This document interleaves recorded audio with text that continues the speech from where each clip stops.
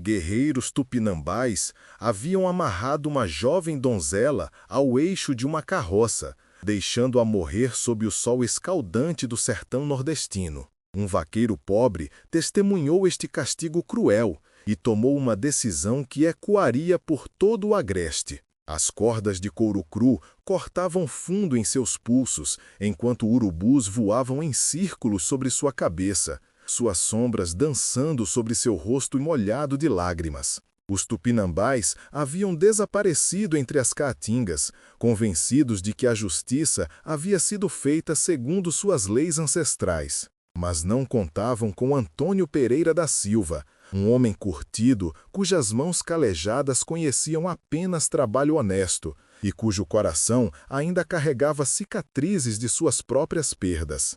O calor do meio-dia pressionava como fornalha de casa de farinha, cozinhando a terra vermelha até rachar como cerâmica quebrada. Suor se misturava com poeira na pele clara da moça enquanto ela lutava contra as amarras, seu vestido de chita rasgado e desbotado pela provação. O aro de ferro da carroça queimava forte o suficiente para marcar carne, mas ela pressionava as costas contra ele, buscando qualquer sombra do sol impiedoso. Seus lábios já rachavam e sua respiração vinha em ofegos curtos e desesperados.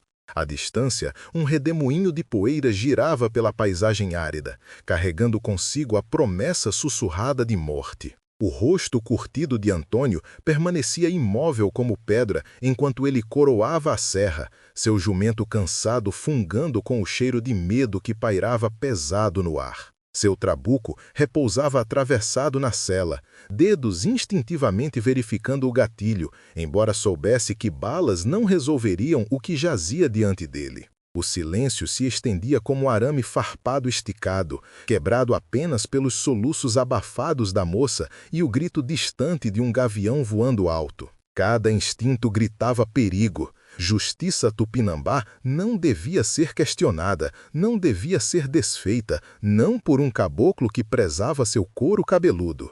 Se você encontrasse uma mulher jovem amarrada para morrer no sertão, arriscaria uma guerra para salvá-la ou seguiria cavalgando para proteger sua própria família? A escolha que Antônio enfrentava determinaria não apenas o destino dela, mas o destino de cada alma no vale abaixo. Mas o que Antônio descobriria sobre o crime desta moça abalaria sua fé em tudo o que pensava saber sobre justiça, misericórdia e o preço de fazer o certo quando o mundo inteiro te diz que está errado. Apenas 3 horas antes, Antônio Pereira da Silva estava vivendo a vida quieta de um homem que já havia enterrado sonhos demais. Sua pequena fazenda se acomodava num bolsão verde entre 2 serras, irrigada por um olho d'água que nunca secava e protegida por paredes de pedra vermelha que mantinham os piores ventos afastados. O milho crescia alto apesar do solo pobre, e suas galinhas forneciam ovos suficientes para trocar por mantimentos na feira de Caruaru uma vez por mês. Não era muito, mas era seu. Conquistado com 15 anos de trabalho que quebrava o lombo depois de ter perdido tudo na Guerra do Paraguai. A manhã havia começado como qualquer outra, com Antônio verificando suas valas de irrigação e consertando uma seção de cerca que as onças vinham testando. Suas mãos se moviam com a eficiência praticada de um homem que aprendeu que sobrevivência significava atenção aos detalhes, fosse garantir que cada pé de milho recebesse água ou manter seu trabuco limpo e pronto. A solidão lhe convinha. Conversas significavam perguntas sobre o passado, e o passado era uma cova que preferia deixar sem mexer. Estava indo para o mercado em Pesqueira quando ouviu os tambores. Não tambores de guerra, conhecia esse som bem o bastante para reconhecê-lo imediatamente. Estes eram tambores de julgamento, a batida profunda e rítmica que anunciava a justiça tupinambá sendo executada. O som viajava pelo sertão como trovão, fazendo as orelhas de seu jumento se mexerem nervosamente. Antônio vivera em território tupinambá tempo suficiente para saber que quando os tambores falavam, caboclos escutavam de longe e continuavam cavalgando. Mas algo o fez subir a serra em vez de tomar a rota mais longa contornando. Talvez fosse o jeito que os tambores pararam muito de repente, cortando no meio da batida, como corda de viola arrebentada. Talvez fosse o silêncio antinatural que seguiu, um silêncio tão completo que parecia pressionar contra seus tímpanos. Ou talvez fosse a voz em sua cabeça que soava suspeitosamente como sua falecida esposa Maria, lembrando-o que às vezes um homem tem que escolher entre segurança e sua alma. Se histórias de escolhas impossíveis tocam seu coração, considere se inscrever para não perder o que acontece quando pessoas comuns enfrentam testes morais extraordinários. O que Antônio viu quando alcançou o topo da serra fez seu sangue gelar. A moça não podia ter mais do que 19 anos, com cabelos cor de mel que pegavam o sol como ouro fiado. Estava amarrada ao eixo da carroça com tiras de couro cru que apertariam conforme secassem, cortando lentamente a circulação até a morte reclamá-la. Mas foram seus olhos que pararam o coração de Antônio, largos e verdes como açude de serra, cheios não de pânico, mas de uma estranha aceitação resignada que falava de horrores já suportados. A carroça em si contava uma história de violência e perda. Buracos de bala pontilhavam as laterais de madeira, e manchas escuras no chão falavam de sangue derramado em raiva. Espalhados ao redor dos destroços, jazia os restos da vida de uma família viajante, uma boneca de criança com um braço faltando, uma bíblia com suas páginas espalhadas pelo vento, uma fotografia de casamento rasgada pela metade.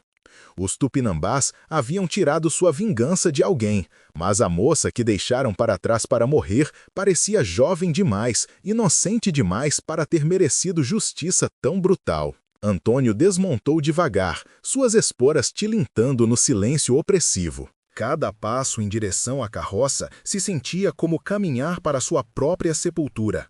Mas a voz de Maria em sua memória não o deixava se afastar.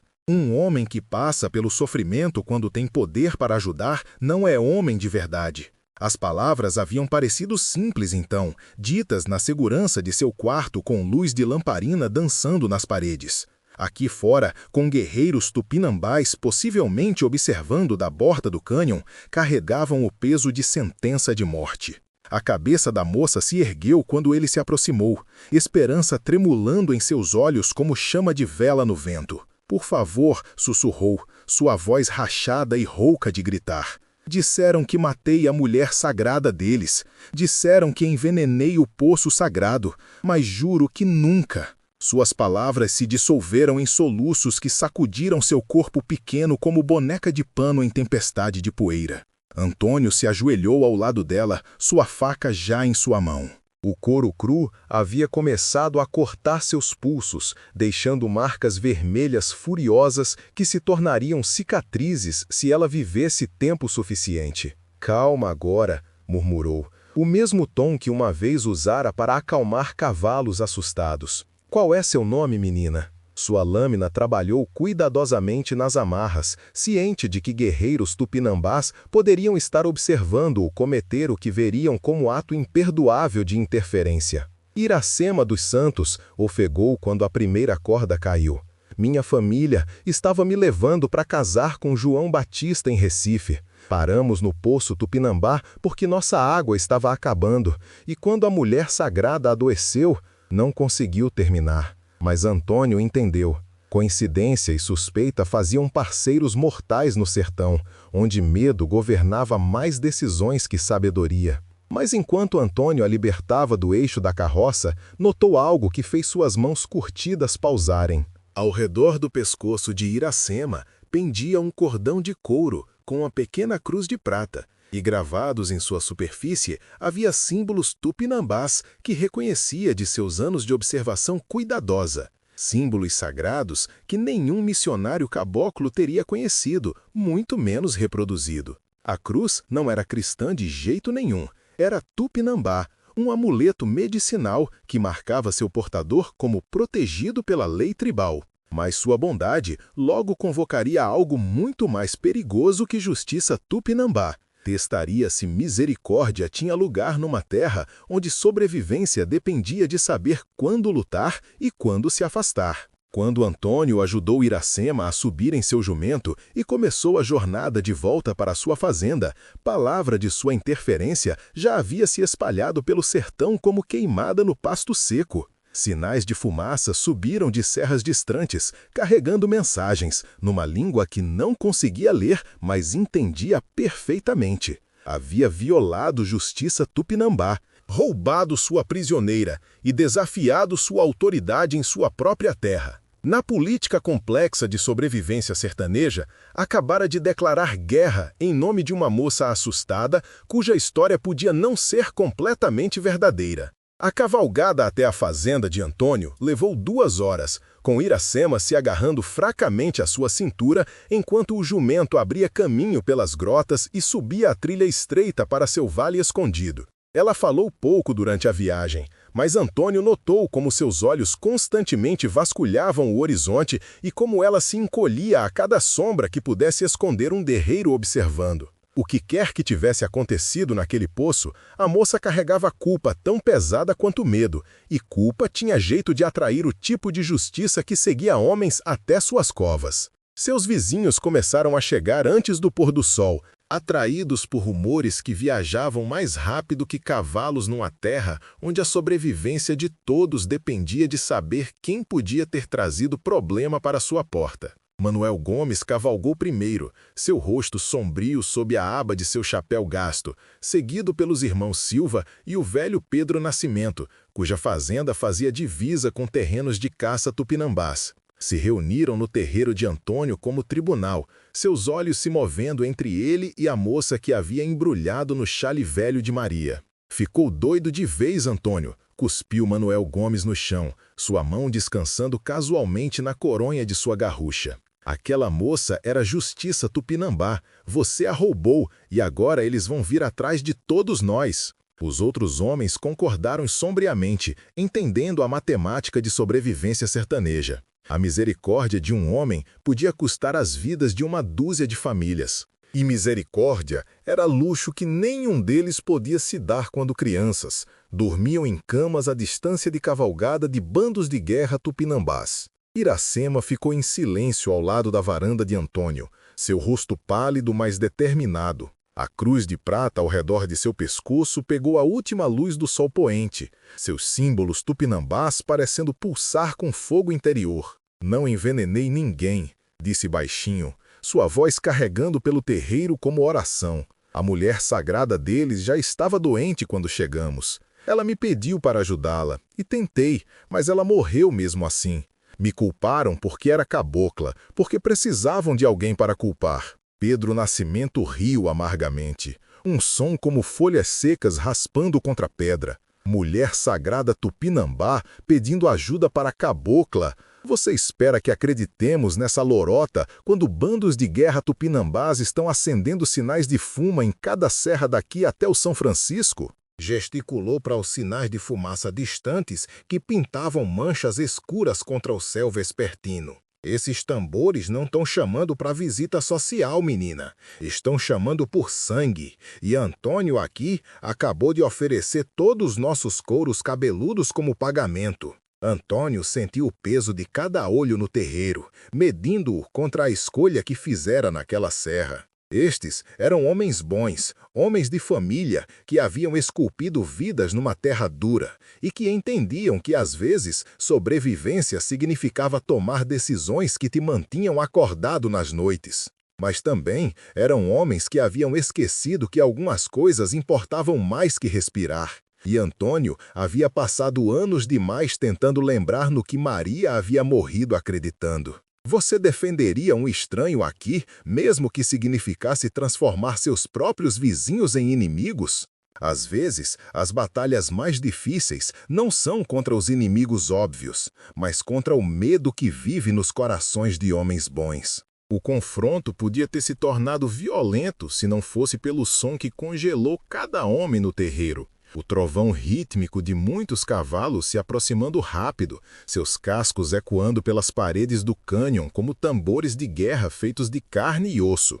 Os vizinhos de Antônio se espalharam para posições defensivas, com a eficiência praticada de homens que haviam sobrevivido a ataques tupinambás antes, seus trabucos aparecendo em suas mãos como truques de mágica executados pelo desespero. Mas Antônio permaneceu parado ao lado de Iracema, sua própria arma ainda no coldre, porque correr agora só confirmaria sua culpa aos olhos tupinambás. O bando de guerra apareceu como visão de pesadelo, 21 guerreiros tupinambás montados em cavalos que pareciam flutuar pelo chão do sertão sem levantar poeira. Seu líder cavalgava ligeiramente à frente, um homem cujo rosto curtido levava as cicatrizes rituais de cacique de guerra e cujos olhos tinham um tipo de inteligência fria que mantivera seu povo vivo durante décadas de guerra contra exércitos portugueses e holandeses. Ergueu a mão e todo o bando parou como um, seus cavalos pisoteando e bufando no silêncio repentino. Antônio reconheceu o cacique, filho de Cunhambebe, um líder guerreiro chamado Pedra da Onça, cuja reputação tanto por crueldade quanto por honra se estendia por 3 capitanias. Os tupinambás montaram seus cavalos como estátuas esculpidas em madeira escura, suas armas prontas mas ainda não erguidas, seus rostos não mostrando nada de suas intenções. Atrás deles, os sinais de fumaça continuavam subindo de serras distantes, e Antônio percebeu que isso já não se tratava apenas de uma moça resgatada. Tratava-se de respeito, autoridade e o equilíbrio delicado de poder que mantinha o sertão de não explodir em guerra aberta. Os olhos de Pedra da Onça se fixaram em Iracema, e algo tremulou por seus traços cicatrizados. Não raiva como Antônio esperara, mas confusão, até preocupação. O cacique de guerra falou em tupinambá rápido para um de seus guerreiros, que respondeu com gestos em direção à cruz de prata ao redor do pescoço de Iracema. A conversa continuou por vários minutos, vozes subindo e baixando como vento pelas paredes do cânion, enquanto os vizinhos de Antônio mantinham seus trabucos apontados para alvos que não tinham certeza se deveriam atirar. "Você tira Mulher Branca de nossa justiça", disse Pedra da Onça finalmente, seu português cuidadosamente pronunciado e carregado de autoridade. Lei Tupinambá diz que ela mata Mulher Medicina Lua Branca, envenena poço sagrado, traz mal para nosso povo. Mas... pausou, seus olhos fixos na cruz de prata que brilhava contra a garganta pálida de Iracema. Esse amuleto medicina era presente de Lua Branca mesma, dado só para aqueles marcados por espíritos para proteção. Nenhuma mulher, usando bênção de Lua Branca, poderia tê-la matado. A revelação atingiu Antônio como golpe físico. Iracema não apenas havia sido inocente do crime, estava sob proteção tupinambá, marcada como sagrada pela mesma mulher cuja morte a condenara. Mas se ela não havia envenenado o poço, então alguém mais havia. Alguém que estivera disposto a deixar uma moça inocente morrer para cobrir seus próprios rastros. A matemática da justiça, de repente, se tornou muito mais complicada que decidir se cortar cordas ou se afastar. Iracema deu um passo à frente, sua voz mais forte agora do que havia sido desde que Antônio a encontrara. "Lua Branca veio à nossa carroça quando me viu cuidando do meu irmãozinho doente. Disse que eu tinha mãos gentis e espírito curador. Me deu o amuleto e me ensinou as palavras certas para falar quando tirar água de lugares sagrados. Quando ela desmaiou no dia seguinte, tentei usar o que me ensinou para ajudá-la, mas já era tarde demais." Pedra da Onça acenou lentamente, seus olhos nunca deixando a cruz de prata. Lua Branca falou de Mulher Branca com dom de cura. Disse que espíritos a marcaram para propósito especial. Mas veneno foi achado no poço, e alguém deve responder por morte de mulher sagrada. Seu olhar se moveu para Antônio, medindo o fazendeiro curtido com o olhar calculista de homem acostumado a ler inimigos. "Você sabia que ela usava amuleto de proteção quando a libertou?" Antônio balançou a cabeça honestamente. "Vi, mas não sabia o que significava. A libertei porque deixar qualquer um morrer no sertão não é coisa que homem possa fazer e ainda se chamar humano." As palavras saíram mais duras do que pretendera, carregando o peso de compromissos demais e noites demais passadas se perguntando se sobrevivência valia o preço que extraía da alma de um homem. E naquele momento de dizer a verdade, com 21 guerreiros tupinambás observando cada respiração sua, Antônio percebeu que este confronto tratava de muito mais que uma moça resgatada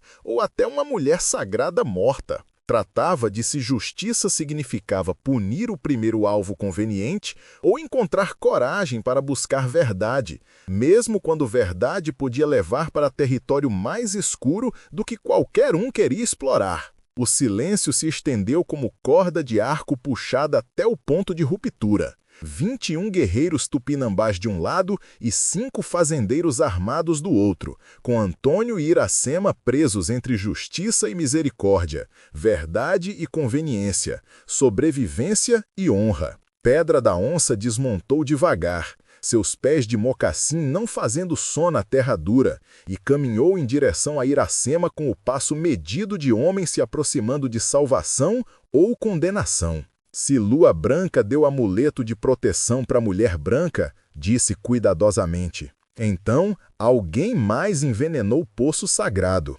Alguém que queria mulher medicina morta e estava disposto a deixar mulher inocente morrer por seu crime. Sua mão curtida gesticulou para a cruz de prata, seus símbolos tupinambás parecendo brilhar na luz que se desvanecia. Mas quem mataria mulher sagrada? Quem ousaria envenenar águas sagradas que alimentam tribo inteira? A voz de Iracema saiu num sussurro que de algum modo chegou a cada homem no terreiro. Havia outra carroça no poço naquela manhã, comerciantes indo para o sul com mercadorias de Salvador. O líder deles, um homem chamado Coronel Machado, estava bravo que Lua Branca não deixava dar água aos cavalos dele no manancial sagrado.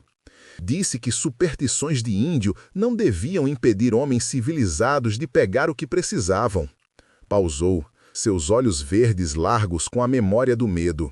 Quando ela virou as costas para ajudar meu irmão, vi Coronel Machado derramar alguma coisa na água. Pensei que fosse remédio para os animais doentes dele. A expressão de Pedra da Onça endureceu como ferro esfriando.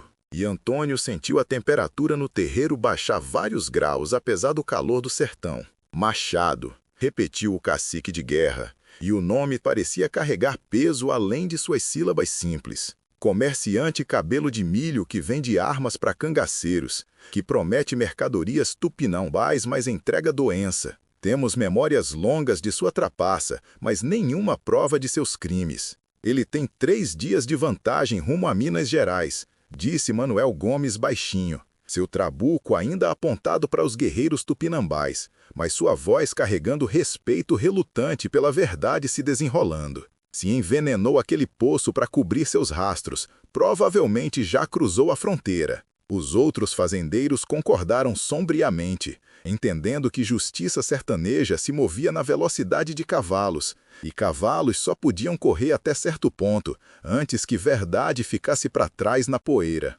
Mas Pedra da Onça sorriu pela primeira vez desde chegar, e não era expressão agradável. Machado pensa como homem branco, acredita que distância é igual segurança, mas justiça tupinambá tem alcance mais longo que fronteira mineira, memória mais longa que consciência de homem branco. Se virou para Antônio, seu rosto cicatrizado mostrando algo que podia ter sido respeito. Você libertou mulher marcada por nossos espíritos, protegeu uma que estava protegida por nossa lei. Isso é digno de honra, não punição. Antônio sentiu seus vizinhos relaxando ligeiramente, suas armas baixando enquanto a ameaça imediata de massacre se desvanecia no crepúsculo do sertão.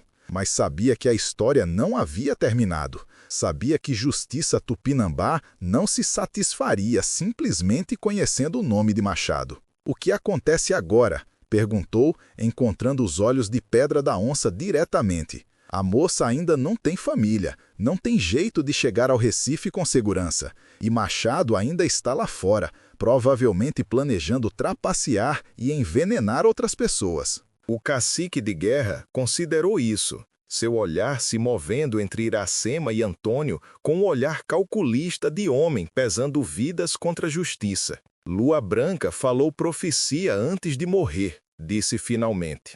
Disse que mulher curadora traria grande mudança para povos Tupinambá e Caboclo. Construiria ponte entre mundos que esqueceram como se falar. Talvez espíritos arranjaram este encontro por razão além de nosso entendimento. Iracema deu um passo à frente, sua mão inconscientemente tocando a cruz de prata em sua garganta. Não quero que mais ninguém morra por causa do que Machado fez. Se há jeito de pará-lo, de impedir que machuque outras pessoas, então farei o que for necessário. Sua voz carregava força que não estivera lá quando Antônio a encontrara amarrada ao eixo da carroça, como se enfrentar morte e descobrir sua inocência tivesse queimado tudo que era fraco e deixado só ferro para trás. Pedra da Onça acenou aprovadoramente. Mulher curadora fala com coragem. Guerreiros tupinambás vão rastrear Machado até qualquer buraco que se enfie. Vão fazê-lo responder por envenenar a água sagrada e deixar mulher inocente enfrentar nossa justiça. Mas primeiro, honramos aqueles que honraram nossa lei sem saber que faziam. Gesticulou para Antônio, cujo rosto curtido mostrava confusão com a virada inesperada dos eventos. Você, continuou Pedra da Onça, apontando diretamente para o fazendeiro, será adotado como irmão de nossa tribo, dado proteção e respeito por vida de serviço ao povo Tupinambá. Sua fazenda será terra sagrada, segura de todos os bandos de guerra, marcada por espíritos como lugar de paz. Pausou, seus traços cicatrizados mostrando algo que podia ter sido diversão. E mulher curadora ficará aqui também, aprendendo jeitos de medicina tupinambá enquanto ensina conhecimento de cura cabocla.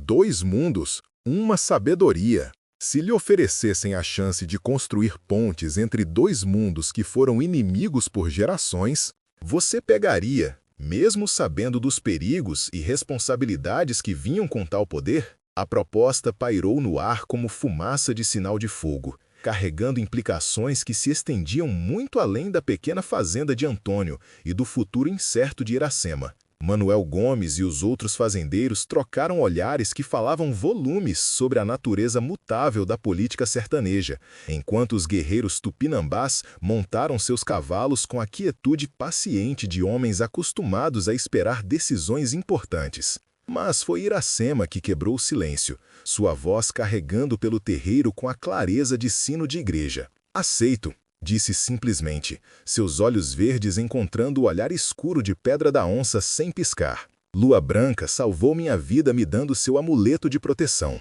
O mínimo que posso fazer é honrar sua memória aprendendo os jeitos de cura que queria ensinar. Sua mão apertou na cruz de prata, seus símbolos tupinambás pegando a última luz do sol morrendo. E se possa ajudar a impedir que outras pessoas inocentes sofram por causa de homens como Machado, então talvez algo bom possa sair de toda essa tragédia. Antônio sentiu a voz de Maria sussurrando em sua memória, lembrando-o de conversas que haviam tido sobre a possibilidade de paz entre povos que pareciam destinados para a guerra eterna. Ela sempre acreditava que entendimento começava com indivíduos dispostos a arriscar tudo pela chance de construir pontes em vez de muros. Olhando o rosto determinado de Iracema e o aceno respeitoso de Pedra da Onça, Antônio percebeu que sua esposa morta podia ter sido mais profeta que sonhadora. Aceito também, disse Antônio, sua voz carregando pelo terreiro como promessa esculpida em pedra. Este vale viu sangue demais, medo demais. Se há chance de fazê-lo lugar onde pessoas podem se encontrar sem pegarem armas, então estou disposto a tentar. Olhou diretamente para a Pedra da Onça, encontrando os olhos do cacique de guerra com a mesma honestidade que o fizera cortar as amarras de Iracema apesar do perigo. Mas quero sua palavra, que Machado vai enfrentar justiça pelo que fez. Justiça de verdade, não só vingança. O rosto cicatrizado de Pedra da Onça mostrou a aprovação da distinção. Machado vai responder tanto à lei tupinambá quanto à lei cabocla. Vamos rastreá-lo, capturá-lo vivo e trazê-lo perante juiz caboclo, assim como o conselho tupinambá. Seus crimes tocaram ambos povos vão ver justiça feita. O cacique de guerra remontou seu cavalo num movimento fluido, seus guerreiros seguindo seu exemplo com a precisão sincronizada de prática longa. Mas primeiro, devemos marcar este lugar como terra sagrada, garantir que todos os tupinambás saibam de sua proteção. O que seguiu foi cerimônia diferente de qualquer coisa que os vizinhos de Antônio jamais haviam testemunhado.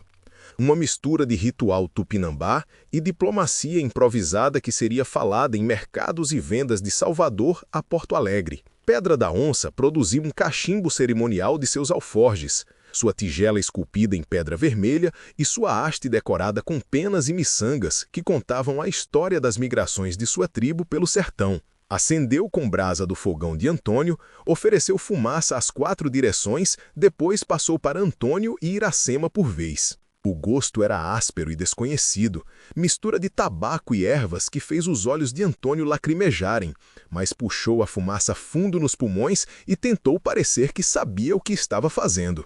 Iracema manuseou o cachimbo com mais confiança, como se Lua Branca lhe tivesse ensinado algo sobre costumes tupinambás durante seu breve encontro no poço envenenado. Quando a cerimônia terminou, Pedra da Onça fincou uma lança no terreiro de Antônio, sua haste decorada com os mesmos símbolos que ornamentavam a cruz de prata de Iracema. Esta marca significa terra sagrada, protegida por lei tupinambá e guerreiros tupinambás, anunciou Pedra da Onça, sua voz chegando a cada homem na reunião. Qualquer um que trouxer violência para este lugar vai responder ao próprio Pedra da Onça, e justiça tupinambá não é conhecida por dar segundas chances. O aviso estava claramente dirigido aos vizinhos de Antônio, alguns dos quais ainda pareciam céticos sobre a aliança repentina entre seu amigo e o cacique de guerra mais temido em 3 capitanias. Mas foi o que aconteceu depois que verdadeiramente marcou o início de um novo capítulo na história sertaneja.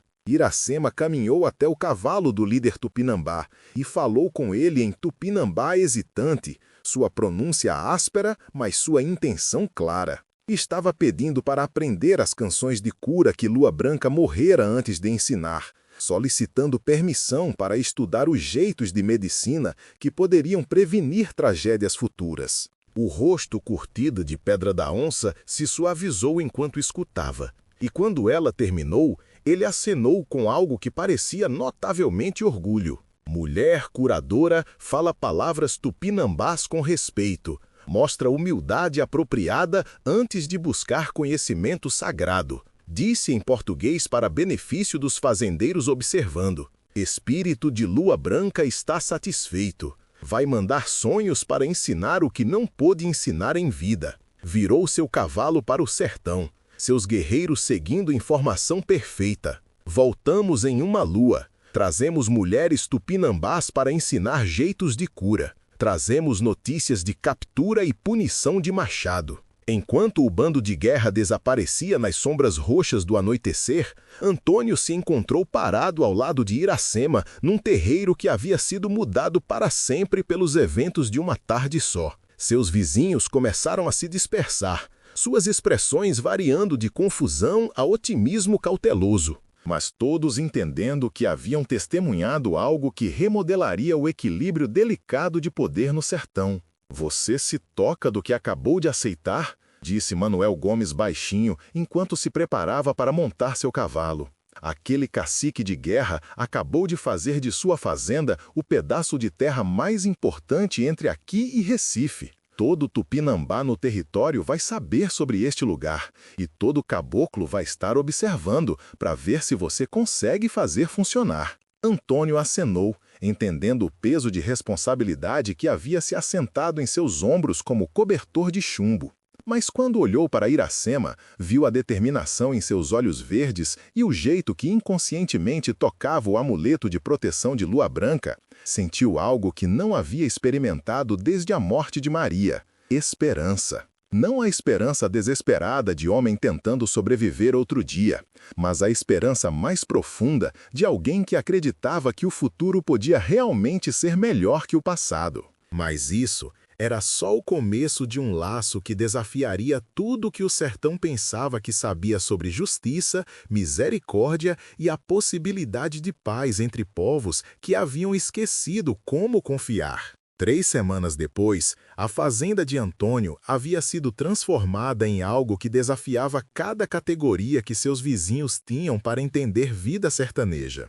Mulheres tupinambás chegaram com o nascer do sol, carregando cestas de ervas curativas e conhecimento que havia sido passado através de incontáveis gerações. Trabalharam ao lado de Iracema na cozinha de Antônio, ensinando-a a preparar remédios e mostrando as cerimônias apropriadas para colher plantas sagradas. O som de suas vozes, misturando tupinambá e português quebrado numa língua improvisada de cura, flutuava pelo vale como música de outro mundo. As mudanças foram mais profundas que língua e medicina. Antônio se encontrou aprendendo métodos tupinambás de conservação de água e rotação de cultivos que fizeram sua pequena fazenda mais produtiva do que jamais havia sido. Seu milho cresceu mais alto, seus legumes mais abundantes, e suas galinhas pareciam mais saudáveis sob cuidado de mulheres que entendiam os ritmos da vida do sertão, de jeitos que colonos caboclos mal começavam a compreender.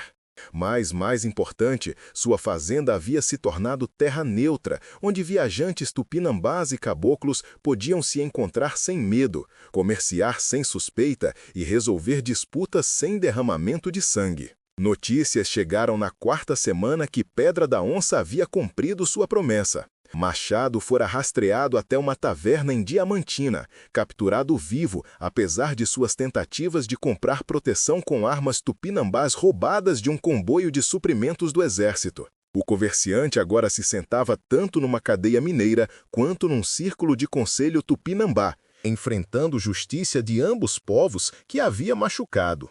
Sua confissão, extraída por métodos que lei cabocla preferia não examinar muito de perto, revelou o padrão de envenenar fontes de água para cobrir seus rastros, quando trapaceava tanto clientes tupinambás quanto caboclos. Iracema havia crescido em seu papel como ponte entre mundos com graça que lembrava Antônio da força silenciosa de Maria. Podia curar feridas de guerreiro tupinambá usando canções de cura tradicionais.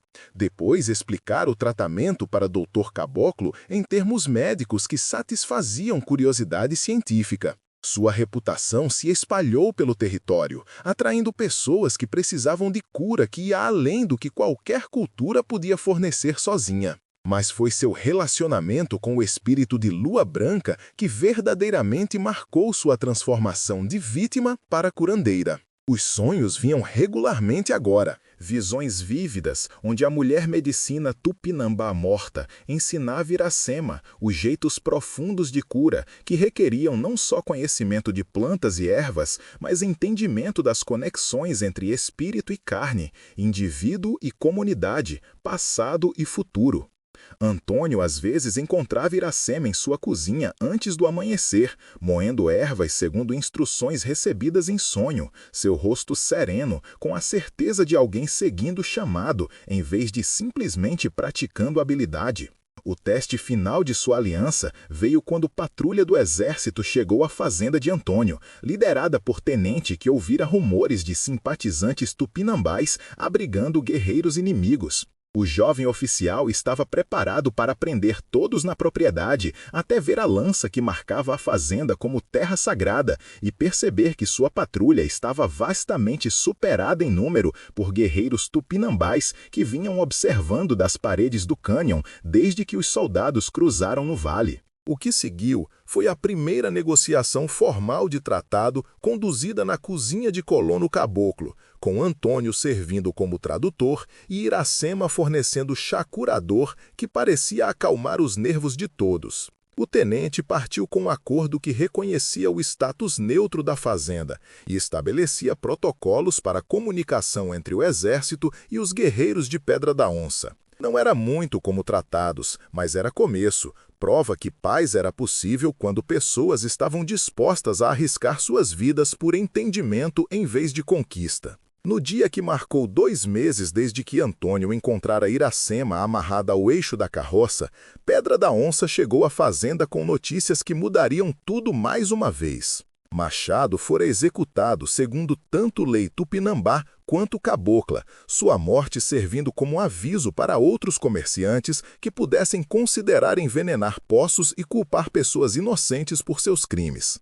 Mas mais importante, outras tribos tupinambás haviam ouvido sobre a mulher curadora que carregava a bênção de Lua Branca e o fazendeiro caboclo que arriscara tudo para proteger Justiça Tupinambá. Muitos caciques querem falar com mulher curadora, anunciou Pedra da Onça enquanto se sentava na cozinha de Antônio, aceitando xícara da mistura especial de chá de Iracema, que combinava ervas tupinambás com ingredientes do jardim de Antônio.